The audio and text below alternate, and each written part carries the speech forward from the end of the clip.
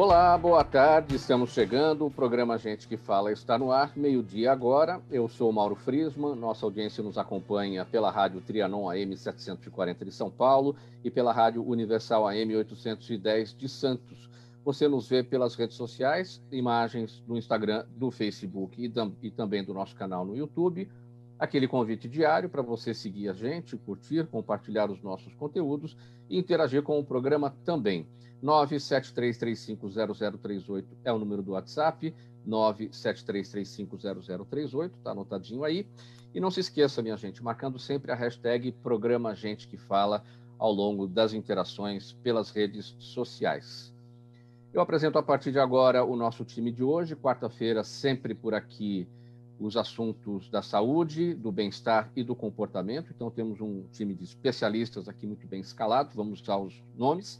Doutora Sônia Palma, médica psiquiatra da Associação Brasileira do Déficit de Atenção e professora de psiquiatria da Unisa. Tudo bem, doutora Sônia? Boa tarde. Tudo bem, Mauro. Bom dia aí para todos. Obrigada pelo convite. É sempre um prazer enorme estar com vocês, viu? Obrigado pela presença, pela parceria sempre com a gente. Também conosco o psicólogo Nelson Luiz Raspes, especialista em dependência química, dependência emocional, coach e hipnoterapia. Tudo bem, Nelson? Boa tarde. Boa tarde, Mauro. Boa tarde a todos. Muito obrigado mais uma vez pelo convite. É um prazer estar aqui com vocês mais uma vez. Obrigado mais uma vez por participar com a gente aqui nessa parceria. Também conosco a doutora Viviane Saavedra, odontopediatra. Ela é especialista em odontologia neonatal. Doutora Viviane, boa tarde. Tudo bem? Boa tarde, Mauro. Boa tarde a todos. Estou muito feliz de estar aqui novamente. Gosto muito desse programa, dessas trocas de experiências. Muito legal. Obrigada. Muito obrigado. E também com a gente, fechando aqui o nosso time de especialistas, Silvio Souza, acupunturista, massoterapeuta e quiropraxista. O Silvio é professor da Associação Brasileira de Acupuntura. Ele está em Corbélia, cidade do interior do Paraná, nessa conversa aqui com a gente, com esse nosso time de especialistas. Silvio, tudo bem? Boa tarde, Mauro. Boa tarde a todos. Tudo bem? Sempre um prazer falar com vocês aí e falar sobre medicina tradicional chinesa. Obrigado. 12:02, e o primeiro assunto é o seguinte, pessoal, estamos vivendo tempos muito sombrios, a cada dia enfrentamos notícias referentes aos recordes de mortes, de falta de leitos nos hospitais, novas medidas que restringem o dia a dia das pessoas, passeios, viagens, trabalho e escola.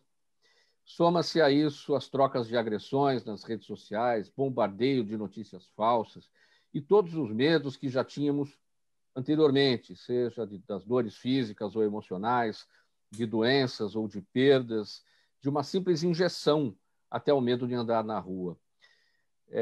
Doutora Sônia, eu começo com você a respeito desse tema. O medo, ele é nosso, ele faz parte da nossa defesa também. A gente tem que ter medo para poder sempre estar alerta em relação ao perigo. Faz parte da noção de perigo. Ter medo é normal. Quando passa a ser anormal? Então, essa é uma pergunta ótima, né? O medo fez com que a gente evoluísse das cavernas até hoje, né? A gente olha para o lado antes de atravessar a rua, senão a gente é atropelado, a gente usa máscara porque tem medo do Covid.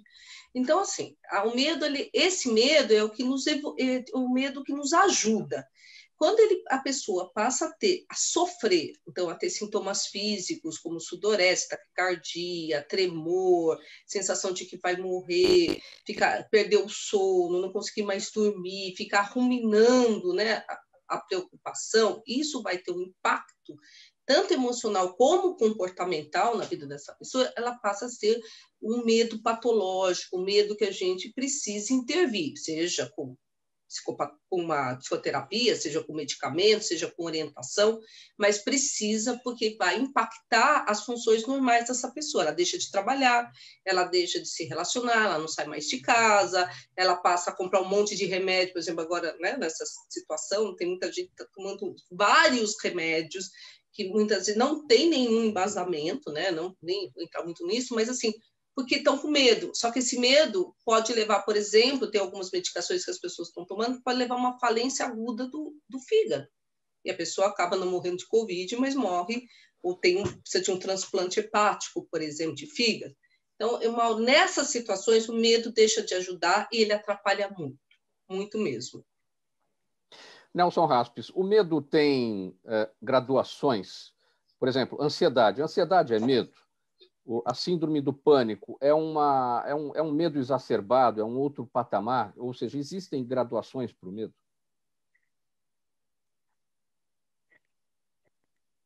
Nelson? Eu acho que pegando o gancho que a doutora falou, o medo hoje em dia ele está muito mais acentuado, eu observo através até dos pacientes que eu atendo, que já não está mais num grau, vamos dizer assim, considerado aceitável, já está num grau extremamente alto, a ponto de eu ter pacientes que já estão perdendo qualidade do sono há muito tempo, né? Pessoas que já estão desenvolvendo a síndrome do pânico, e a ansiedade, ela na minha opinião, ela tem muito a ver com esse medo. Só que a ansiedade é assim, né, Mauro? Da mesma forma que a depressão, assim, ela tem os seus certos níveis, mas eu vejo que boa parte das pessoas que eu estou atendendo hoje, a ansiedade ela está no vermelho, ela está constantemente no vermelho, a ponto de pessoas, como até pegando o gancho que a doutora falou, tomando medicações por conta própria. E eu quero até chamar a atenção em relação a isso, coisas que eu já falei em outras entrevistas, e tem gente tomando medicação tarja preta por conta própria, o que isso não é nem um pouco aconselhável, porque as pessoas estão perdendo o controle de si mesmas.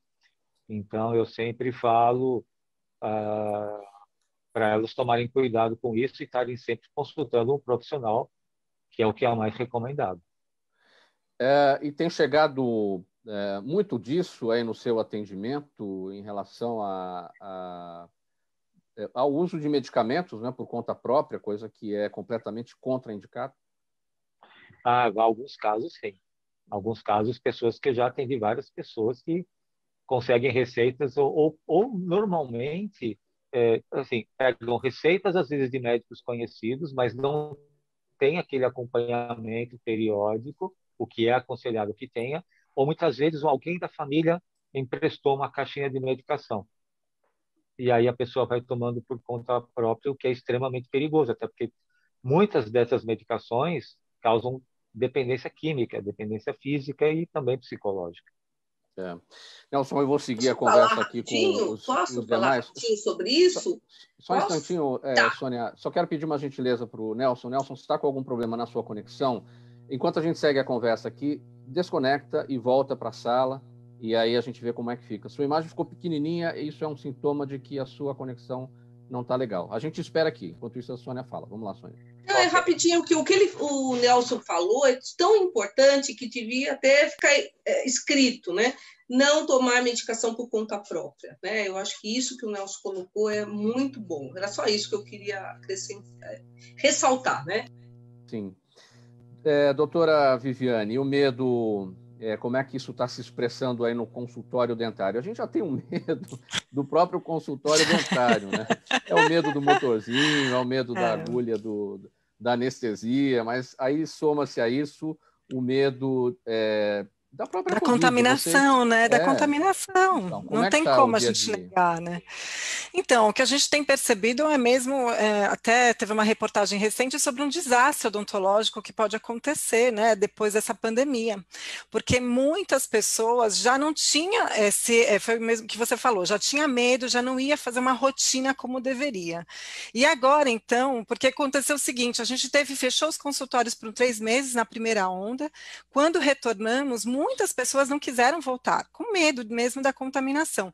Eu sou odontopediatra, então, assim, atendo muitas crianças, bebês, o que eu percebi é que quando elas começaram a retornar, lá depois dos 9 meses, teve muitas alterações importantes. Então, isso vai acontecer não só na minha área, como em outras, né? Mesmo na área de ortodontia, na área de ATM, ranger os dentes, porque todas as complicações, quando chegam agora, depois desse tempo que não conseguiram fazer as suas rotinas, está muito grave. Então, tem criança que nunca teve cárie, começou a ter. Teve criança que já tinha uma incidência grande e começou a vir com abscesso e problemas que vai ter intervenções maiores, porque antes, se tivesse vindo no período, isso não ocorria.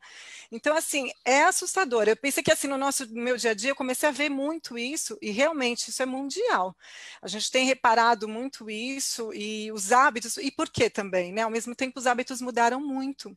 Você imagina aquela criança que ia para a escola, então ela tinha uma rotina, ela comia direitinho, ela tinha a área de escovar o dente, tinha tudo isso. Agora, imagina elas dentro de casa, os pais em home office, eles comendo demais, né? Porque é realmente normal, né? Todo mundo, eu acho que todo mundo abusou dos doces, eu inclusive. Então, assim, todo mundo acaba tendo esse consumo maior e acaba não escovando o dente. E isso dá uma consequência muito boa, principalmente muito ruim, na verdade, né? Principalmente para aquelas crianças que já têm uma tendência. Então, isso foi muito prejudicial, né? Então, eu aconselho muito a começar a retornar de uma forma leve, porque já saiu até uma recente pesquisa que os dentistas uns profissionais da área de saúde que menos se contaminaram, porque a gente tem que tomar muito cuidado, porque a gente está na boca do gol, né, gente? Vamos começar, não tem como, a gente está ali, né, super presente, né, até a gente está fazendo uma campanha aí de que realmente que essa vacina chega logo para a nossa área, porque a gente está tão ali presente, e por que isso não tem esse movimento, né? Então a gente precisa usar máscara face shield, o óculos, tudo possível, imaginário, para realmente que isso não ocorra. Então, isso é positivo, né? E tem que destacar. Silvio Souza, como o tratamento do medo evolui aí ao longo da história, dentro da medicina, da tradicional medicina chinesa? Bem, para a gente falar sobre as emoções em medicina tradicional chinesa, a gente precisa entender, primeiro, que para conseguir a saúde dentro da visão, e para não me tornar repetitivo, o que eu falar sempre é baseado, vendo do prisma da medicina tradicional chinesa, da acupuntura, especificamente, é o reequilíbrio do yin e do yang, de como estão as nossas emoções, como está a nossa alimentação, como está a nossa atividade física. E as emoções são um ponto fundamental quando a gente fala de saúde, principalmente o medo, como a doutora falou já no comecinho, que esse medo, eu preciso entender que ele é positivo. As emoções da medicina chinesa, a raiva, a alegria, o pensamento, e aí entra o medo, eles são positivos. Esse medo que fez nós voltarmos a coisas básicas que nós não tínhamos, que é higienizar a mão, usar máscara, tomar cuidado com alguns ambientes, né? A cada paciente tornar essa higienização. Então, esse é o medo positivo, aquele medo que te previne. O grande limiar do negócio, nossa linha divisória está te impedindo de fazer alguma coisa, te travou para fazer alguma coisa, aí já é algo a ser tratado. Lembrando que em medicina tradicional chinesa, 3 evoluções acontecem para que se torne um problema crônico, e aí o corpo manda sinais. Primeiro, ele começa psicoenergético, onde a gente tem a parte psicológica, acontecem algumas questões e modificações dependendo do ambiente e dependendo de como eu estou. A segunda fase é a fase funcional, onde eu começo a ter problemas relacionados com funções do meu corpo. Intestino que não funciona bem, o sono que não chega naturalmente ou é interrompido de alguma forma. E a última fase é a fase lesional. E aí já pego o gancho também da doutora que falou sobre a parte odontológica, que dentro da visão da medicina chinesa, os dentes são o excedente dos nossos ossos, que fazem todos eles parte do elemento água, linkados a um órgão que é o rim, e a emoção presente dentro desse núcleo todo é exatamente o medo. Sim. E o que é que tem chegado aí para o seu dia a dia, no seu consultório, em relação aos medos do que estamos vivendo agora, que é a pandemia? Certo. O medo, ele traz algumas questões que os pacientes chegam não necessariamente relatando alguma disfunção relacionada à parte emocional. Mas, por exemplo, na visão da nossa medicina chinesa, a nossa região lombar, por exemplo, os ossos, mas principalmente a região da lombar, ela é regida pelo rim. E o rim, como engloba essa emoção do medo, pessoas constantemente chegam com problemas lombares. Dores lacinantes, dores com limitação de movimento.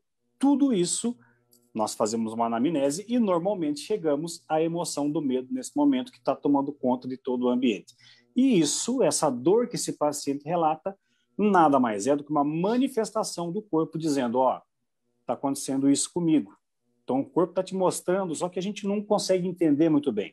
E cabe a nós, no meu caso, profissional em medicina tradicional chinesa, identificar e tratar essas questões aí.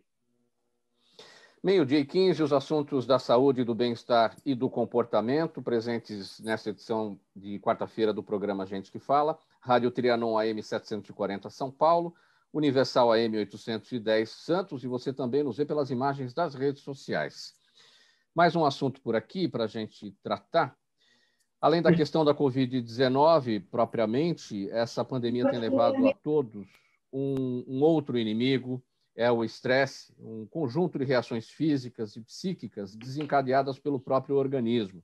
E com o prolongamento do quadro atual, especialistas estão alertando para um problema que pode se tornar ainda maior, pois quando o estresse é uma constante, a tendência é que ele se torne um gatilho para outras doenças físicas e mentais. Doutora Sônia, acho importante a gente entender exatamente o que é o estresse, sabe por quê? No dia a dia, tem muita gente que fala assim, hoje eu estou estressado, não mexe comigo que eu estou estressado. Uns falam, não fala lá com fulano hoje que ele está meio estressadinho, né?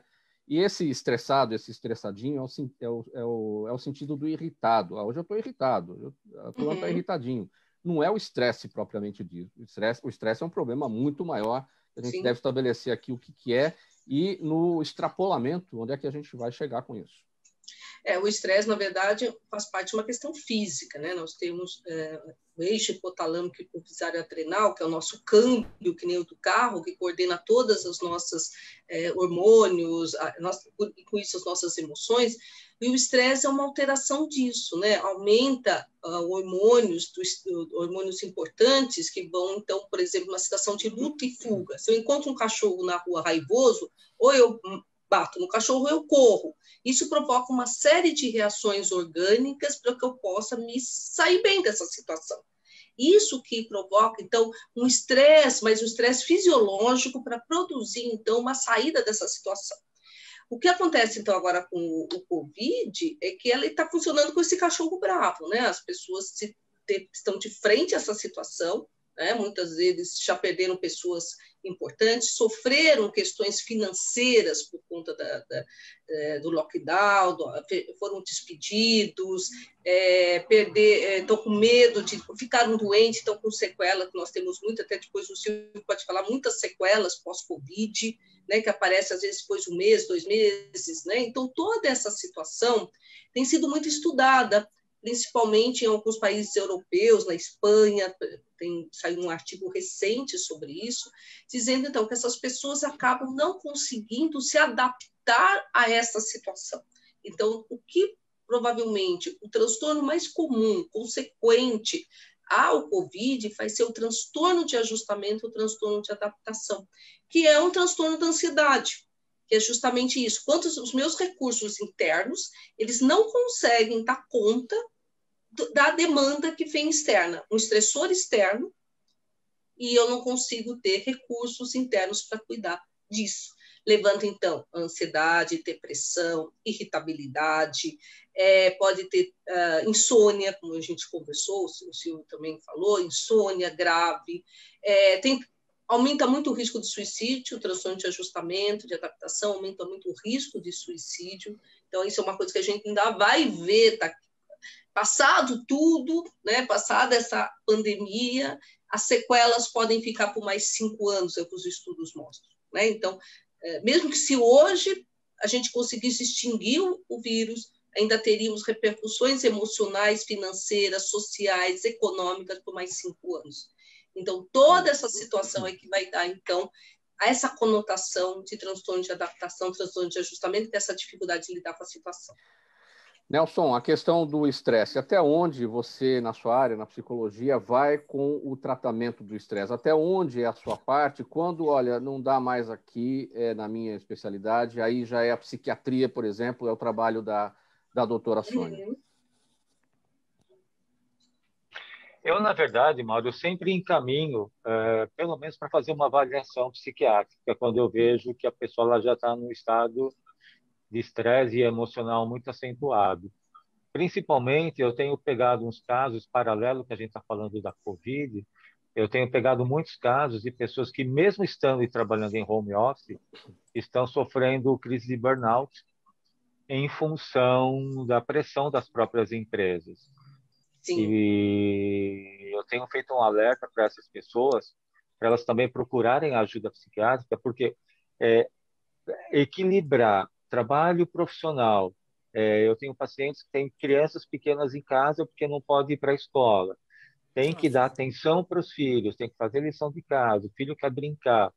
E a pressão da empresa, no sentido até de trabalhar horas abusivas do horário comercial, mais, né? a ponto de trabalhar 15, 16, 17 horas por dia. Eu tenho pacientes que estão colapsando em função disso, não é só a pandemia que está a questão do colapso, né? A questão emocional, e eu tenho orientado de pessoas a procurarem ajuda médica. O que mais vem para mim é assim, mas eu vou ficar dependente de remédio. Eu falo, não é bem assim. Se você procurar essa ajuda médica, você vai tomar uma medicação para te equilibrar emocionalmente, para conseguir trabalhar as suas dificuldades. Só que, paralelamente, eu sempre oriento. Que nem tem o doutor aqui que faz a questão da acupuntura. Eu sou um adepto da acupuntura, eu gosto muito, né? Acupuntura, atividade física, meditação. Então, são técnicas que as pessoas podem buscar paralelamente, mas eu acho que eu sempre, pelo menos, indico, no mínimo, uma avaliação psiquiátrica. Mas você acha que eu vou tomar remédio? Não sei. Quem vai definir isso é o profissional. Mas eu acho que, na melhor das hipóteses, não custa nada fazer uma avaliação. O que me chama a atenção é que nem todo mundo procura e entra a questão, de novo, da automedicação. Que eles acham que tomando uma medicação por conta própria isso resolve. E isso é muito perigoso. Silvio Souza, aí o estresse no pós-pandemia, dá para prever o que pode acontecer? Sim. Vou ao encontro do que os colegas falaram aí, e é muito interessante essa parte que a acupuntura converge muito com isso, que é essa questão da nossos estados emocionais primitivos, que é o enfrentamento ou a fuga. Isso é fato. Outra coisa, não temos a impressão de que vai passar e vai voltar tudo ao normal. Não vai. E o que a gente precisa fazer em relação a isso? Aí entra a questão da avaliação psicológica relacionada à acupuntura, do psiquismo da acupuntura. Nós dizemos que isso está muito conectado com o fígado. Essa reatividade, nós chamamos de raiva no sentido de reagir às situações. Só que o que acontece quando a gente vai reagir? Então, você tem determinado problema e você vai reagir. Vou enfrentar ou vou correr? Só que eu nem enfrento e nem corro. Isso gera sentimentos de raiva reprimida. Isso vai causar um problema muito grande. Instintivamente, nossa musculatura se prepara para isso. Você fica completamente tenso. A musculatura revela isso com dores. Aí entra outra questão, que são os princípios relacionados à manutenção da saúde. A alimentação, a atividade física. Essa reatividade, essa raiva no sentido de reagir, ela está em contraponto, dentro da visão da medicina chinesa, com a frustração no bom sentido. Ou seja, é assim que é? Sim. Então, eu preciso me adaptar a isso e reagir de uma forma a conseguir passar por isso. E não pensar que isso vai ser uma coisa que vai passar e que as coisas vão mudar. Não vai ser sempre como era antes. Isso foi um divisor de águas no mundo. Para a nossa geração atual, aí, que não acompanhou outras, né?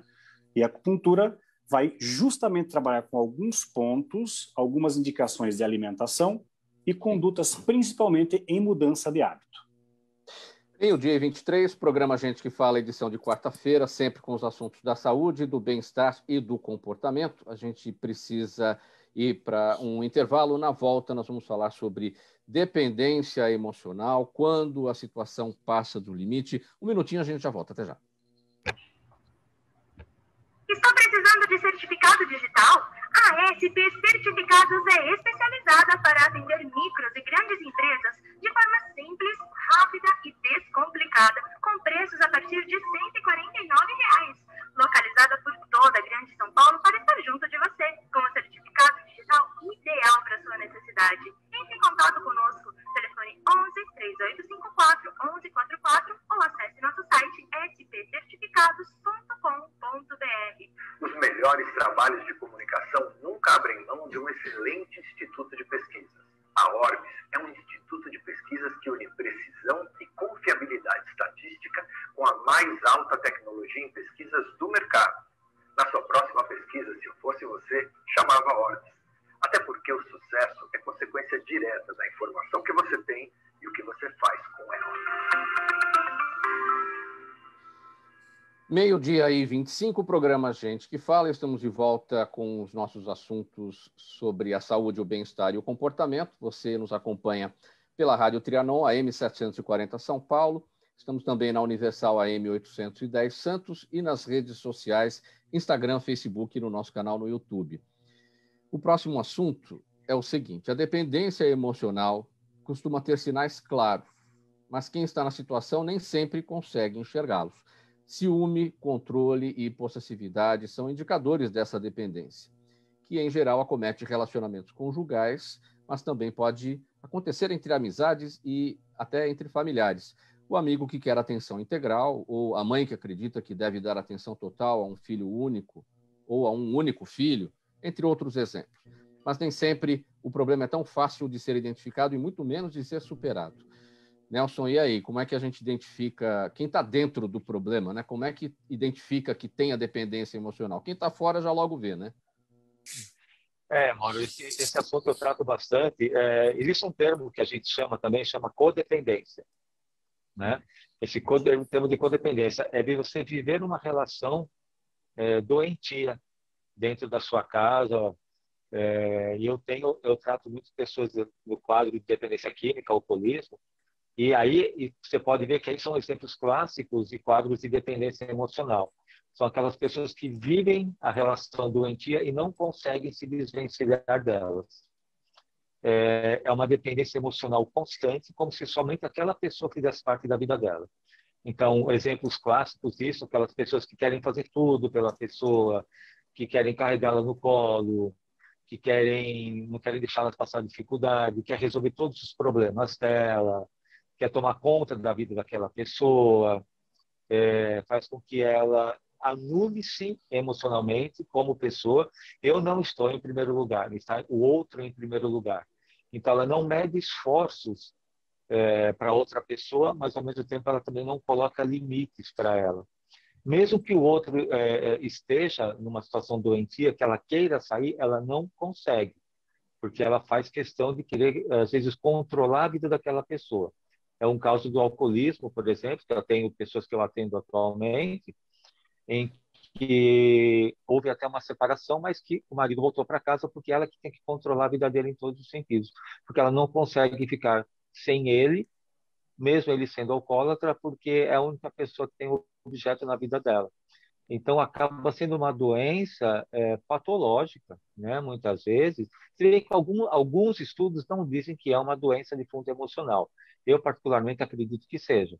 Mas são características que a pessoa desenvolve a ponto dela, muitas vezes, perder seu próprio estilo de vida, perder sua capacidade de raciocínio, a sua autoestima vai lá para baixo, ela não consegue ficar sem aquele objeto doentio na vida dela.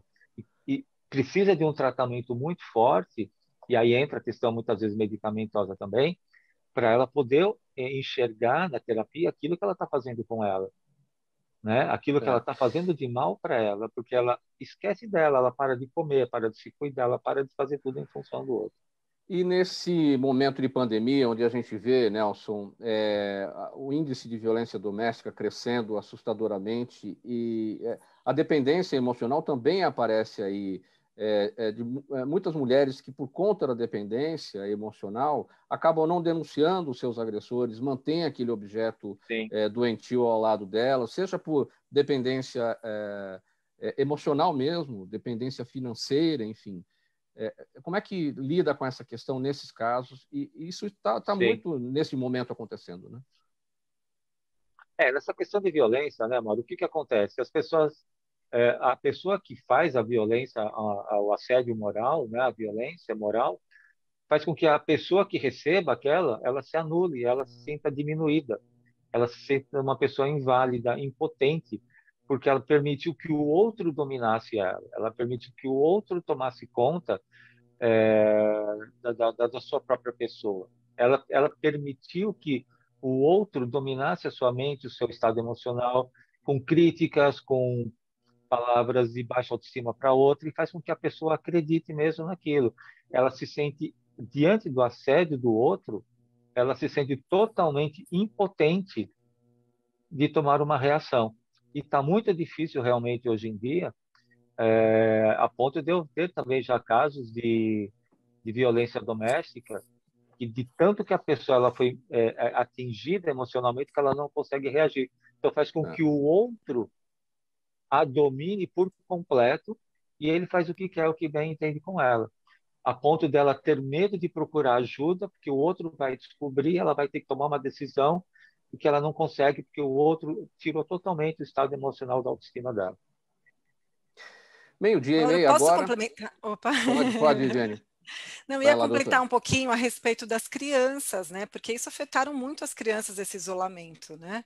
Muitas ficaram vulneráveis, muitas às vezes teve até maus tratos, porque elas saíam de casa, elas tomavam, comiam lanche, faziam todas as coisas, atividade, elas tinham todo o envolvimento com os amigos, e agora elas estão muito em casa, os pais às vezes estão mais estressados, isso que a gente está vendo, e qual é a consequência para essas crianças que ficaram em casa? Então eu sinto assim no consultório, coisas leves, né? Porque eu não mexo com a terapia, mas de uma certa maneira a gente vê todo o socioemocional da criança ali escancarado. Então, as crianças estão até com mais medo do que antes. Eu vejo criança com 11 anos que não tinha medo de fazer qualquer tratamento. Hoje elas estão com mais medo e, ao mesmo tempo, muito agarradas aos pais. Demais, uns aos outros. Então, tudo isso também você vê muito escancarado, né, com as crianças. Eu não sei se a doutora Sônia sabe também, né, a sua área, né, doutora Sônia, de falar um pouquinho, né, sobre as crianças também com esse confinamento, né? Doutora Sônia?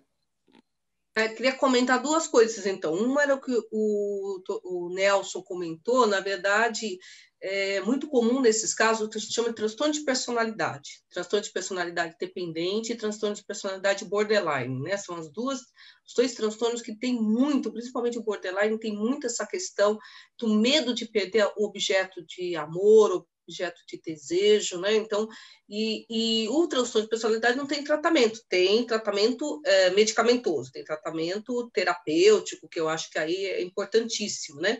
Mas essas pessoas, geralmente são mulheres, também têm muita depressão, e aí entra a psiquiatria com o tratamento. Então, são quadros muito graves, Mauro, muito graves, podem levar à tentativa de suicídio, a cut, né, ao se cortar, então coisas muito graves. E o que a questão das crianças, tem começaram vários estudos, já na China, né, que já está com isso há mais de um ano, mostrando que o aumento, então, das questões relacionadas à negligência, a abuso dessas crianças, né, que ficam confinadas com os adultos, mesmo adultos que não eram agressores ou que não faziam algum tipo aí de questões com as crianças, mas ficar todo mundo confinado, né, no mesmo espaço, aumenta muito as tensões, aumenta muito o estresse, que o Silvio, né, eu comentamos, e as crianças são o alvo mais frágil dessa relação, toda essa cadeia, as crianças e as mulheres dependentes, muitas vezes, ou emocionalmente ou financeiramente, que é uma outra questão, acabam sofrendo muito. E aí tem uma questão importante daquilo que eu estava fazendo um gancho que eu falei lá atrás, provavelmente todas essas crianças que estão já sofrendo um transtorno de adaptação vão ter um transtorno depressivo, ansioso em mais algum tempo. Então, precisamos ficar muito alertas, né, para isso, porque antigamente a professora percebia, né, a professora olhava, né, Viviane, e falava, pô, tem alguma coisa errada com essa criança. Hoje nós não temos mais ninguém, está todo mundo dentro de casa. E falta assim, né, o que a gente está falando, é o estresse com medo, com tudo, mas vocês não acham também que ao mesmo tempo a gente está sem abraços, né? As crianças não podem abraçar seus avós, as crianças não podem, então assim, tem uma série de questões emocionais, a gente não pode mais sair com os amigos, dar aquela relaxada, né? E as crianças muito mais, então isso tudo está afetando muito, né? E como você é dentista, você sabe, né, eu estava comentando ontem numa reunião, que as crianças autistas, você deve atender crianças pequenas autistas, o tempo inteiro o tratamento é relacionamento, exposição, olhar o rosto, né, toque. Eu não sei como essa geração mesmo das crianças normais, daqui a 2, 3 anos, elas vão estar em relação a não poderem, né? Só tem o rosto da mãe e do pai, o resto é tudo máscara. O resto é tudo olhar. Como é que vai ser isso? Eu sofri muito, e eu vejo as crianças também, porque era muito toque que eu tinha, né? No condicionamento da criança, muito abraço. De vez em quando eu tomo um abraço assim, inusitado, e às vezes você não sabe o que fazer, porque, né, você está contaminado, então é muito difícil mesmo, é triste. É muito. Um aspecto importante, doutora Sônia, é que eu vou pegar um gancho aqui na sua colocação a respeito de quem observava isso, eram os professores, mas que professores agora, se as crianças estão em casa, se as aulas estão acontecendo online? E esses problemas serão levados para a sala de aula na volta, e os professores é que vão ter que segurar a bucha, porque eles vão ter que identificar ali na hora coisas que eles ou não perceberam antes, ou coisas novas que surgiram durante a pandemia e que não vão saber como lidar, não é? Já foi interessante que algumas crianças, a maioria das crianças conseguiram frequentar o mês agora, né, de aula. Isso já trouxe uma diferença, né? Já a própria mãe falou, foi só um mês, mas eu já percebi que ele ficou melhor, ele ficou pior, ele viu os amiguinhos, mas já arrumou encrenca, não arrumou encrenca. Então, já um mês de aula já conseguiu fazer com que essas crianças se expressassem e tanto os professores quanto os pais pudessem observar. Aí fechou de novo, agora se sabemos, né? Muito bem, minha gente, faltando 24 minutos para 1, antes do nosso próximo assunto aqui, uma mensagem do governo de São Paulo, para você que acompanha o programa Gente que Fala. O mundo mudou, minha gente, o Detran também, agora é o Detran digital, e você já pode resolver muitos dos assuntos relacionados ao Detran sem sair de casa. Dá para renovar a CNH, solicitar a segunda via, fazer licenciamento e muitos outros serviços. Tudo isso simples, de forma simples, pelo celular, no aplicativo do Poupa Tempo. É fácil e, claro, se você tiver dúvidas, é só entrar no detrandigital.sp.gov.br, nesse endereço na internet. Lá tem vários vídeos que podem te ajudar no passo a passo para a realização desses serviços no Detran. Detran, Governo de São Paulo, Estado de Respeito. 12h37, o nosso próximo assunto, a medicina tradicional chinesa. Mas nós vamos para o intervalo e daqui a 1 minuto a gente volta com esse assunto aqui no programa Gente que Fala, edição de quarta-feira. Até já. Está precisando de certificado digital? A SP Certificados é especializada para atender micros e grandes empresas de forma simples, rápida e descomplicada, com preços a partir de R$ 149. Localizada por toda a Grande São Paulo para estar junto de você, com o certificado digital ideal para sua necessidade. Entre em contato conosco, telefone 11 3854 1144 ou acesse nosso site spcertificados.com.br. Toda ação estratégica de sucesso tem um componente fundamental, um instituto de pesquisas ético, rápido e preciso. Afinal, é ele que vai fornecer informação confiável, sem achismos e palpites. E isso, numa época de mudanças rápidas e repentinas, é fator crítico de sucesso. A Orbis é um instituto de pesquisas que une precisão e confiabilidade estatística com a mais alta tecnologia de pesquisas do mercado. Tem inteligência artificial, robótica, big data, entre outros recursos, para que você tenha uma informação correta, confiável, com o menor custo e no menor tempo possível. Na sua próxima ação, seja ela corporativa ou política, comece pela Orbis, porque com a informação correta você vai mais longe, mais rápido e com mais segurança.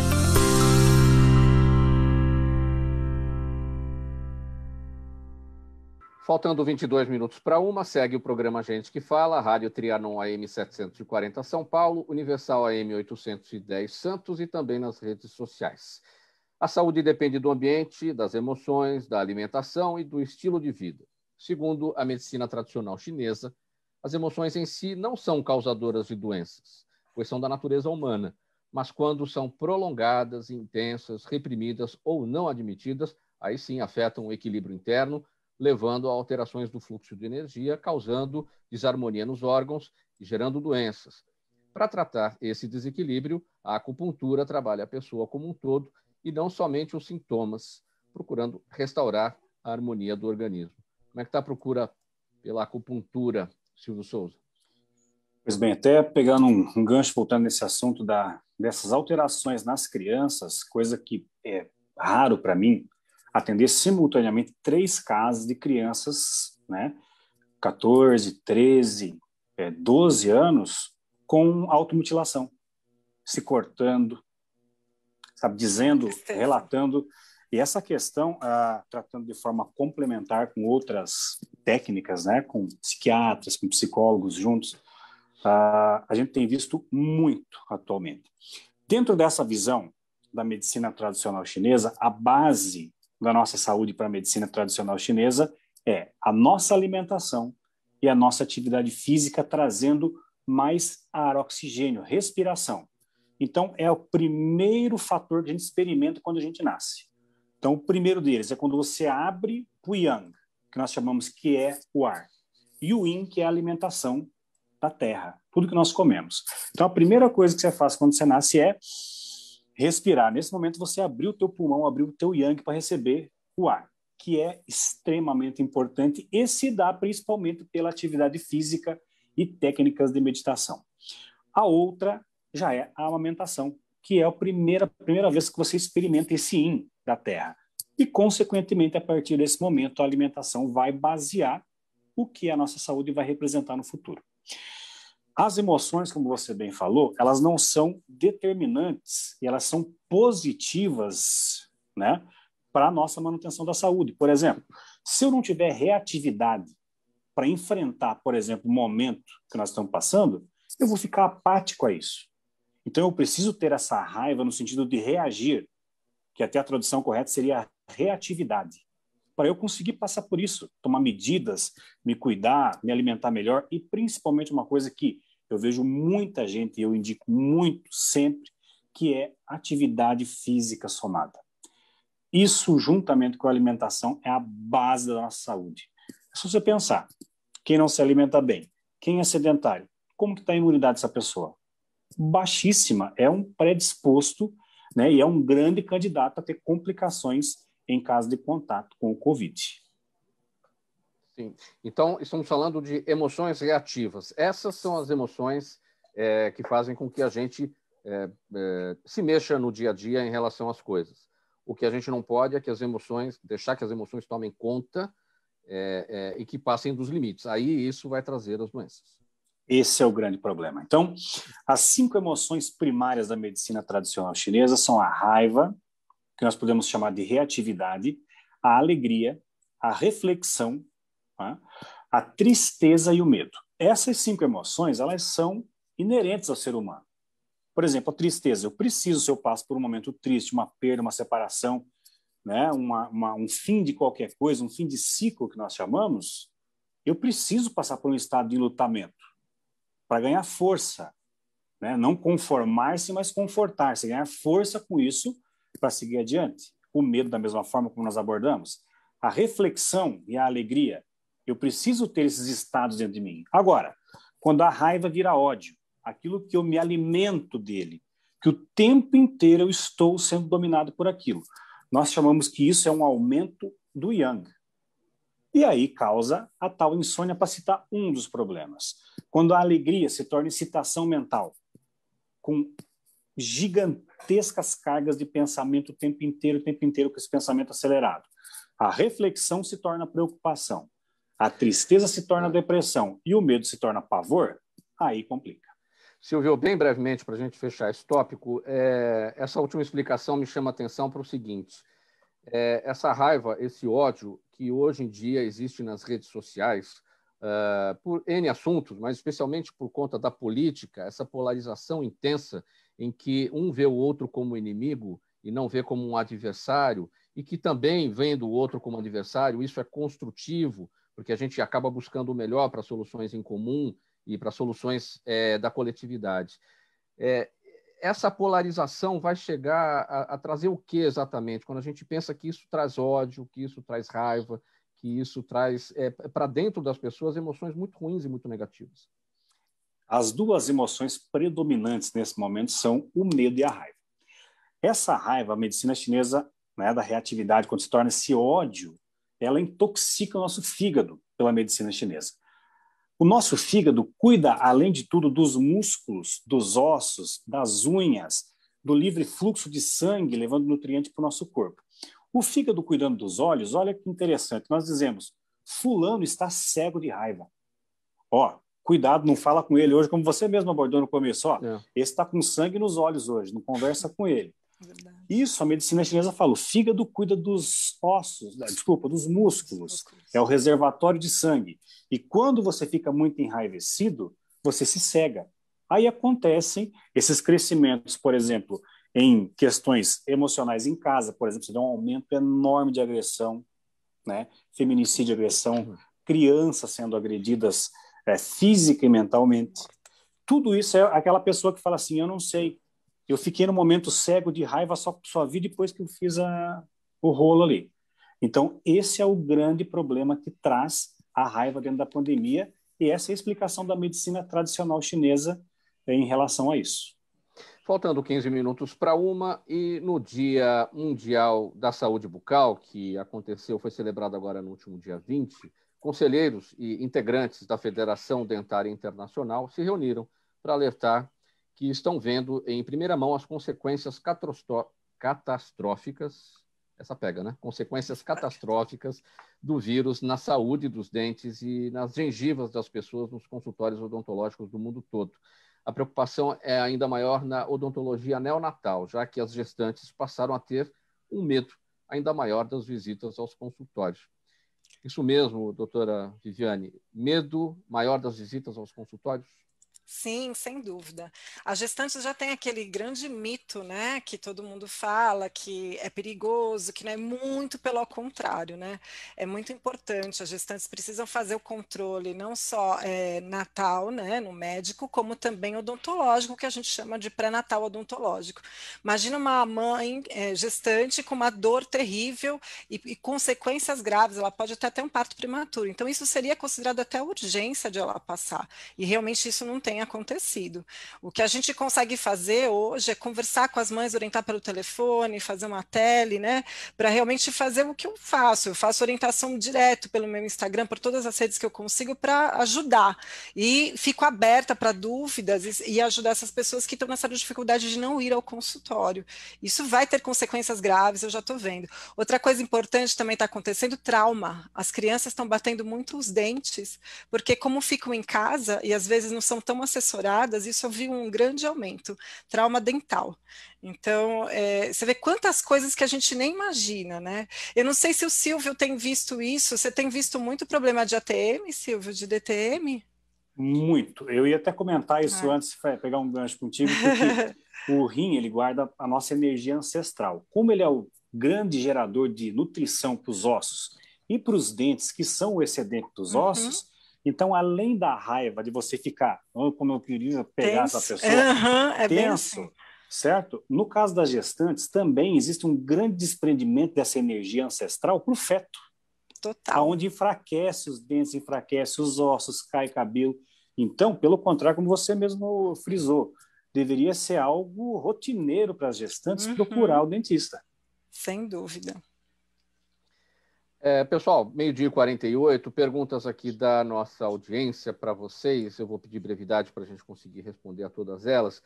E você está com a palavra, Silvio. É o seguinte, o Jaime do Jardim Bonfilholi, o seu Jaime, todos os dias aqui com a gente participando, ele pergunta o seguinte: a acupuntura com agulhas de laser, como a empregada nos Estados Unidos, é eficiente como a tradicional, com as agulhas tradicionais? Pergunta aqui do seu Jaime.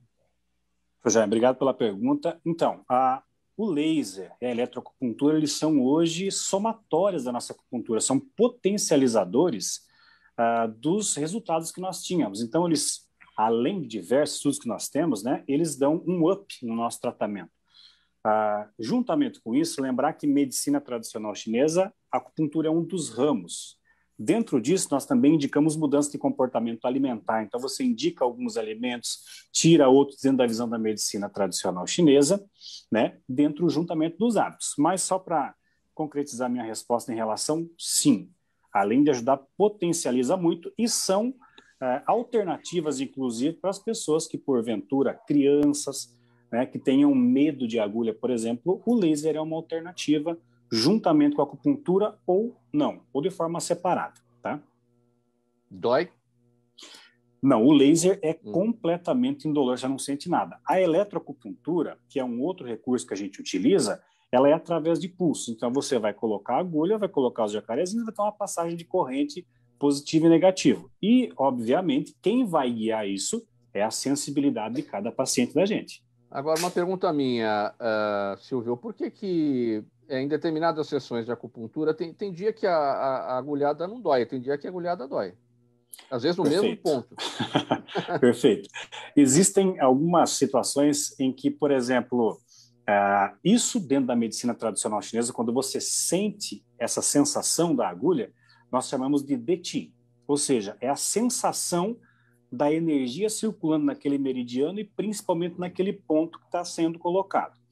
Quando você tem uma sensação maior, pode ser por diversos fatores, uma introdução maior, né? Não necessariamente você vai colocar exatamente no mesmo lugar que você colocou em outra sessão, pode ser um pouquinho para o lado, pode pegar uma inervação, mas nós chamamos de Deqi, que é a sensação do Qi. É como eu estou naquele momento. Quanto mais preciso, a tendência, o que nós vemos na prática, é que mais a gente tem uma sensibilidade que se exacerba em relação a isso. Muito bom. Doutora Sônia, a Vera Lima, também nossa audiência de sempre no Facebook, pergunta até que ponto devemos respeitar a vontade de ficar sozinha de uma pessoa que está com depressão.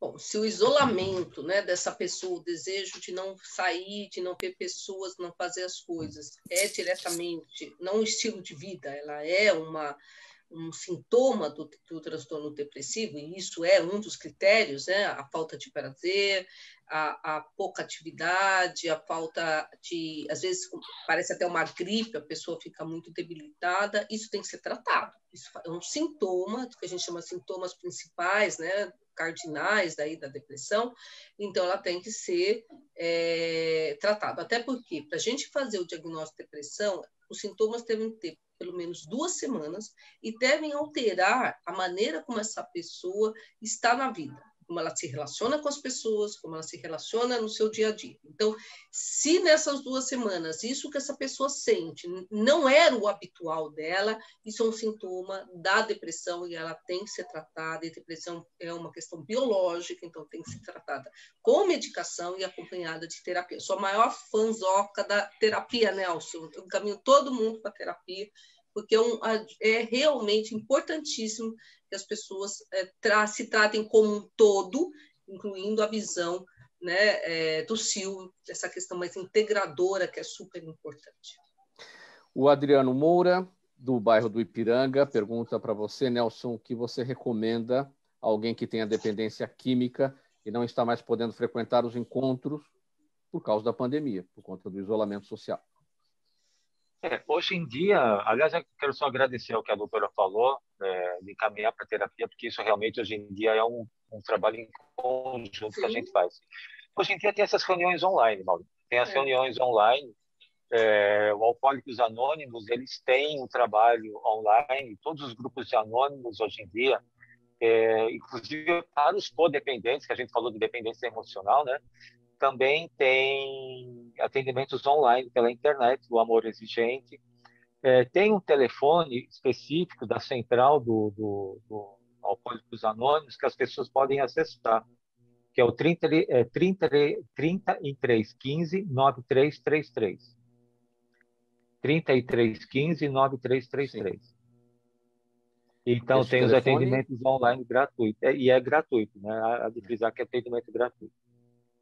Amor Exigente? Amor Exigente, eu não me recordo o número agora. Mas você entrando no site amorexigente.com.br tem todos os direcionamentos ali. Sim.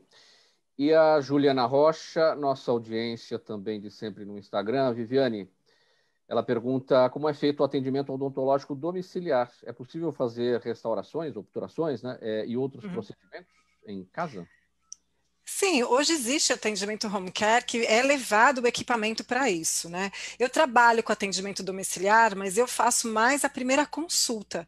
Quando o bebê ainda é muito pequenininho, ainda não está muito adaptado aí para um consultório, eu acho que é muito importante ficar no ambiente familiar dele. Ele se sente mais acolhido do que entrar em um lugar que ele vai estranhar bastante. Então, eu costumo fazer a primeira consulta, faço orientação de higiene, tudo isso, mas existe também o equipamento que vai para fazer atendimento domiciliar. É possível sim, e existe o home care, né? E no meu caso eu faço essa parte de orientação, de escovação e tudo isso indo na casa das pessoas.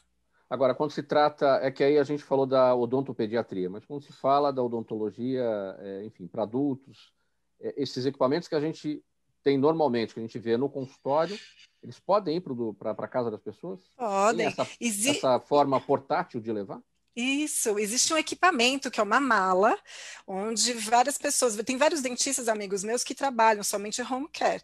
Então, imagina uma pessoa acamada, uma pessoa que tem algum problema de alteração de psiquiatria. Então, todos eles são atendidos diretamente em casa. E tem realmente, é elétrico, né? Esses materiais são elétricos e dá para fazer. Tem certas, né? Procedimentos que é muito mais complexo, mas daí são adaptados de acordo com a necessidade de cada paciente. Então, é possível sim, tem esse equipamento.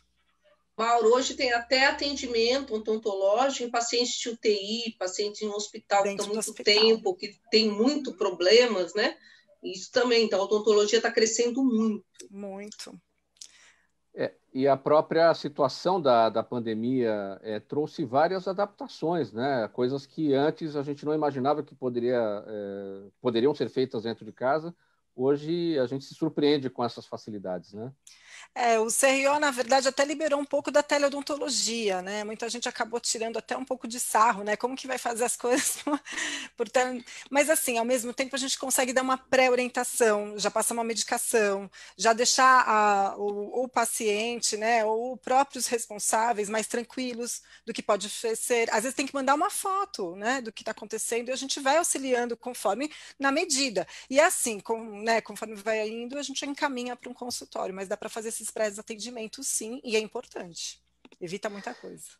Pessoal, vamos partir para o encerramento. Doutora Viviane está com a palavra, sua despedida em poucos segundos e os seus canais, por favor. Tá. Olha, muito obrigada pela presença, é sempre muito bom trocar com todos, obrigada a todos, eu fiquei muito feliz de participar. O meu canal no Instagram é @doutora Viviane Saavedra e no Facebook também. Obrigada mesmo.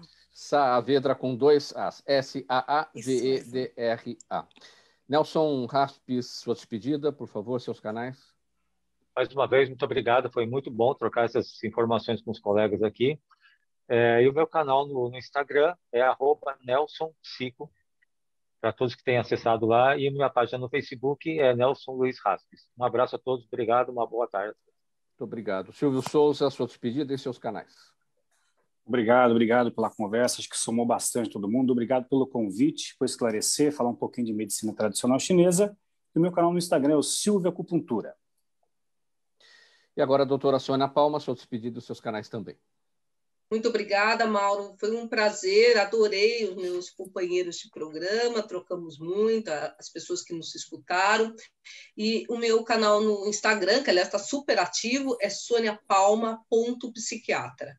Tá? Espero vocês lá. Vou te chamar, viu, doutora? Eu também. Para uma live. Vai funcionar todos aí. Vamos lá, vamos trocar. Muito obrigado, minha gente, pela presença de vocês nessa edição do programa Gente que Fala de hoje, tratando dos assuntos da saúde, do bem-estar e do comportamento. Agradecimento em nome da equipe do programa Gente que Fala. Com a gente hoje a médica psiquiatra a doutora Sônia Palma, o psicólogo Nelson Luiz Raspis, também a odontopediatra a doutora Viviane Saavedra e o acupunturista, massoterapeuta e quiropraxista Silvio Souza. Na mesa de som com a gente hoje, o Neildo Neres, na Rádio Trianon, a gerência técnica da emissora com o Sérgio Souza, apresentação minha, Mauro Friesman, pauta e redação do Pedro Schiavon, Zenilda Salvato, nossa diretora de produção, jornalista Fausto Camunha, nosso diretor-geral, e do outro lado, você, ouvinte, espectador, sempre a razão da nossa presença aqui todos os dias. Obrigado pela audiência, tchau, até amanhã.